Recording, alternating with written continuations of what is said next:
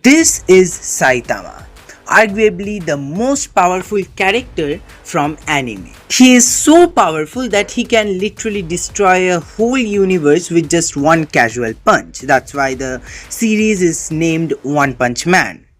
But what if he existed in real life? Though it's biologically impossible for an average human to generate such power, but what does physics say about his power? And that's the topic of today's video. We'll take a look at some of his greatest feats and try to calculate the minimum power or energy he can actually generate. So without wasting time, let's start the video. Alright, so let's get started with this scene. This is likely a scene from OPM Season 1 Episode 7. In this scene, Saitama actually punched through a whole meteor. Obviously, it is impossible for a human to punch a meteor, but if we consider he actually did it, what would be the minimum energy requirements to do such a monumental task? So first, we would need to make some assumptions. By carefully looking at the video, I saw that the asteroid's area was like covering 100 buildings. And if one building is like 50 meters square in area, 100 buildings would likely cover 5,000 meters square area approximately. So we can say the area of cross section of the asteroid was like 5,000 meters squared approximately.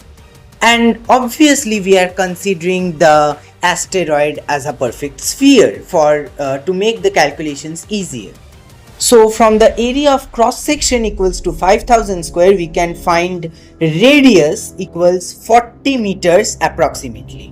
So from here we can find the volume, 4 by 3 pi r cubed, which is approximately 2.56 times 10 to the power 5 meter cube, or 256,000 meter cube. If we consider the density of the meteor like 2500, which is the density of an average rocky meteor, we can actually find its mass, because mass equals to volume times density, m equals to rho times v, which gives approximately 5.4 times 10 to the power 8 kg.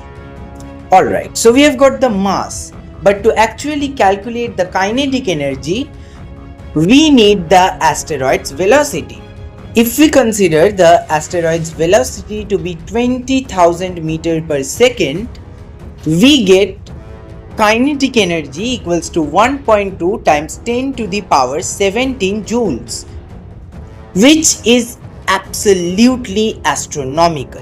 And for Saitama to break through it needs way more energy than this, but the minimum kinetic energy of him must be greater than this energy. This energy in fact is even greater than Tsar Bomba, the strongest nuclear weapon humanity has ever seen.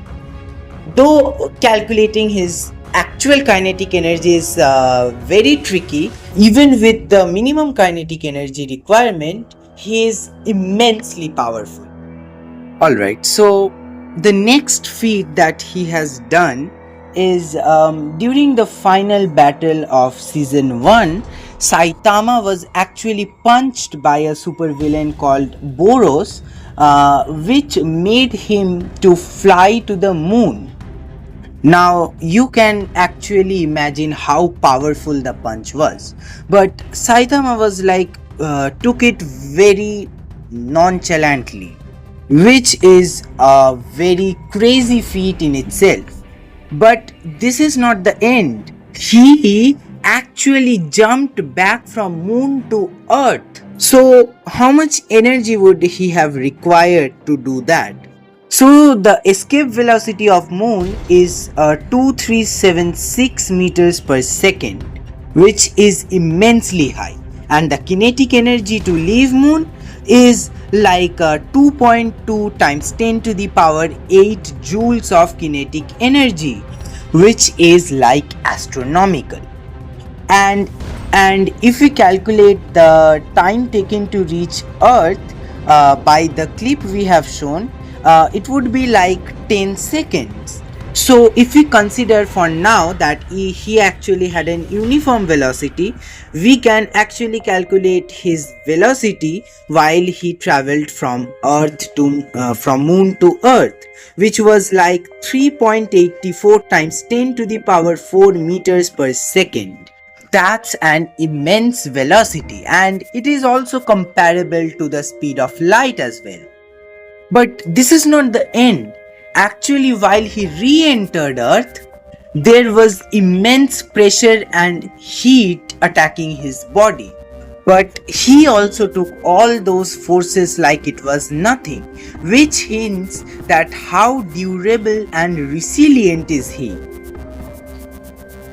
These aren't just big numbers, folks. They highlight the fundamental absurdity and comedic genius of Saitama's character. He is not just strong, he breaks the every laws of physics for fun. He is a parody of the overpowered hero, and our calculations just prove how truly broken he is, even by anime standards. What did you think of these numbers? Did they just surprise you? Was there another Saitama feat you want me to break down? Or perhaps another anime character who deserves the physics treatment? Let me know in the comments below.